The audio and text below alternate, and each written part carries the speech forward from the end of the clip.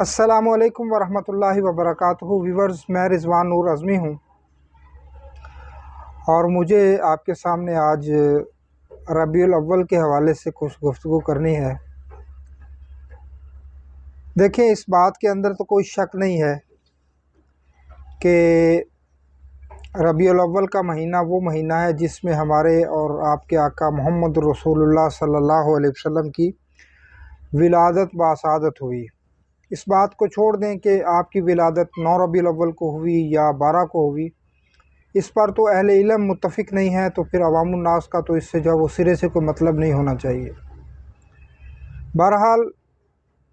بڑا عظیم دن ہے مسلمانوں کی زندگی کے حوالے سے کہ اس رات، اس روز، یعنی اس مہینے کے اندر، بابرکت مہینے کے اندر نبی کریم صلی اللہ علیہ وسلم کی ولادت باسعادت ہوئی، جن کو اللہ تعالیٰ نے تمام مسلمانوں کے لیے ہدایت بنا کر بھیجا، رہنمائی دینے والا بنا کر بھیجا، اور آپ کو تمام انسانوں کے لیے رحمت بنا کر بھیجا گیا۔ اب اس حوالے سے مسلمانوں کا رویہ کیا ہونا چاہیے اور ہم کرتے کیا ہیں، اس حوالے سے کچھ چیزیں آپ کے سامنے رکھوں گا۔ دیکھیں، بڑی ہی پریشانی کی بات آج مجھے صبح محسوس ہوئی جب میں مسجد کے اندر فجر کی نماز پڑھنے کے لیے گیا۔ میرے محلے کی مسجد ہے جس میں نماز پڑھتا ہوں، تو اس کے اندر کم و بیش 10 سے 15 لوگ موجود تھے، اور کل رات جو گزری ہے اس میں میرا بازار چکر لگا اپنے کسی کام کے سلسلہ میں، تو وہاں پہ ہزاروں لوگ موجود تھے جو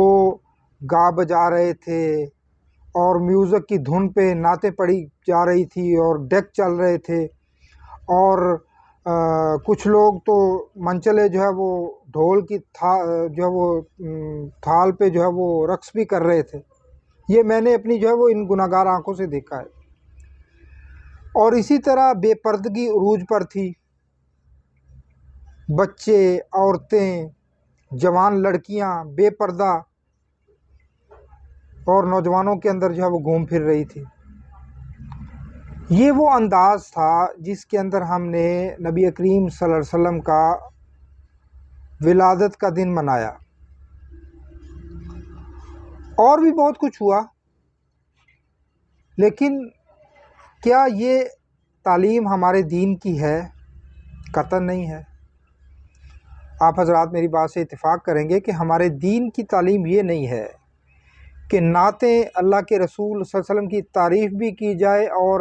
وہ میوزک بجا کر کی جائے، اور اسی طرح بے پردہ عورتیں جو ہے وہ بازاروں کے اندر گھومیں اور نوجوان لڑکوں کے درمیان ان کا جو ہے وہ گزر بسر ہو، وہ اسی گلی میں سے گزریں جس کے اندر 100 کارڈ جو ہے وہ میلاد کا جلوس گزر رہا ہے، ہزاروں لوگ وہاں پہ موجود ہیں، اور عورتیں بھی بے پردہ ہیں۔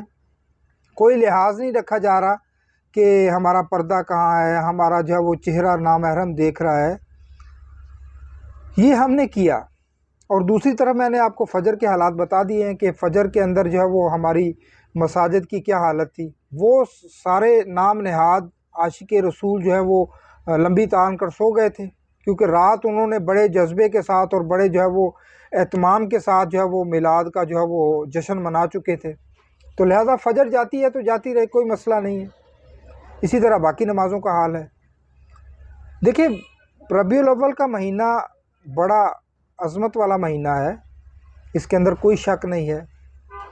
اور ہم مسلمان کیا سمجھتے ہیں کہ ہم نے محفل میلاد منا لی ہے، کوئی جو ہے وہ جلسہ کر لیا ہے اور نبی کریم صلی اللہ علیہ وسلم کی جو ہے وہ تعریف کے اندر جو ہے وہ کچھ کلمات کہہ دیے ہیں، تو ہمارا امتی ہونے کا جو فرض ہے وہ ادا ہو گیا۔ ایسا نہیں ہے، ایسا ہرگز نہیں ہے۔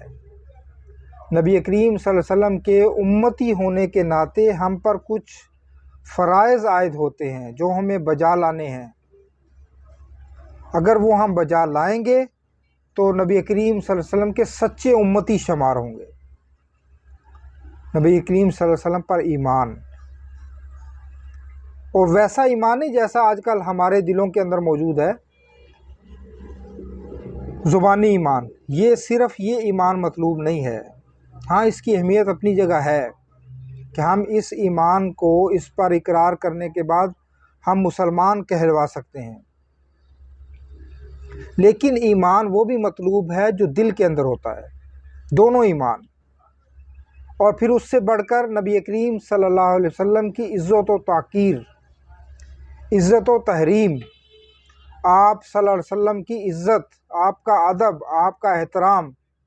جو سورہ حجرات کے اندر بیان کیا گیا ہے کہ اگر تم ویسے ہی رویہ رکھتے ہو جیسا تم عام لوگوں کے ساتھ بات چیت کرتے ہو تو یہ پھر خطرناک ہے۔ رسول کی شان یہ نہیں ہے، رسول کی شان بہت بلند ہے۔ اور پھر اس سے بڑھ کر کیا ہے؟ اس سے بڑھ کر یہ ہے کہ آپ کی اطاعت، آپ کی اتباع، وہ کام جو اللہ کے رسول صلی اللہ علیہ وسلم نے کیے ان کو بجا لانا، اور جن سے روکا ہے ان سے رک جانا، یہ پھر مسلمان کی شان ہونی چاہیے۔ اور اسی طرح آپ صلی اللہ علیہ وسلم کی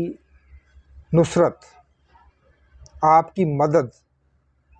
وہ مدد کس کام کے اندر درکار ہے؟ ہم جب نبی کریم صلی اللہ علیہ وسلم کی زندگی کے اندر غور کرتے ہیں تو آپ صلی اللہ علیہ وسلم کی ساری زندگی جو ہے وہ طاغوت کے خلاف جدوجہد کے اندر گزری ہے، باطل کے خلاف صف آرا رہے ہیں نبی کریم صلی اللہ علیہ وسلم۔ وہ مکہ کی وادیوں سے لے کر حنین کے پہاڑوں کا سارا حال آپ دیکھ لیں، تبوک کا میدان، تبوک کا وہ گاؤں جہاں آپ صلی اللہ علیہ وسلم دعوت کے لیے گئے تھے، احد کا وہ میدان، بدر کا وہ میدان، خندق، کیا کیا نبی کریم صلی اللہ علیہ وسلم کو وہ تمام مراحل پیش نہیں آئے، وہ سختیاں، وہ مصیبتیں، وہ مشقتیں، وہ بھوک، وہ زخم نبی کریم صلی اللہ علیہ وسلم نے جس راستے کے اندر کھائے ہیں، اسی راستے میں نبی کریم صلی اللہ علیہ وسلم کی مدد کرنا۔ مدد کس کام کے اندر ہے کہ آج اگر اللہ کا دین پامال ہے، اس کی کوئی سنوائی نہیں ہو رہی، تو اس کو قائم و نافذ کرنے کی جدوجہد۔ اور اسی طرح وہ نور جو آپ کے ساتھ نازل کیا گیا، قرآن پاک، اس کی پیروی، اس کے پیچھے چلنا، اس کو اپنی زندگی کے اندر لے کر آنا۔ تو اگر ہم یہ 4-5 کام کریں گے تو انشاءاللہ ہمارا شمار سچے امتی میں ہوگا۔ اللہ تعالی ہمیں سرٹیفکیٹ دے گا کہ یہ واقعتاً میرا وہ بندہ ہے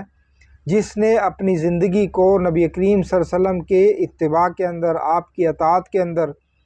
اور آپ کی نصرت و مدد کے اندر لگایا ہے۔ اس کے علاوہ یہ سارے جو بھی ڈرامے ہم کرتے ہیں محبت رسول کے نام پر، یہ ہمیں فائدہ نہیں دیں گے، یہ بات آپ لکھ لیں۔ سچا امتی وہی شمار ہوگا جو قرآن پاک نے جو ہدایت دی ہے اس کے مطابق، اس پیٹرن پر ہو، اس نمونے پر ہو، اور جو نبی کریم صلی اللہ علیہ وسلم نے اپنی زندگی چھوڑی ہے اس نمونے پر ہو، وہی سچا امتی کہلائے گا۔ تو لہٰذا میری ان باتوں پر غور ضرور کیجیے گا۔ السلام علیکم ورحمۃ اللہ وبرکاتہ۔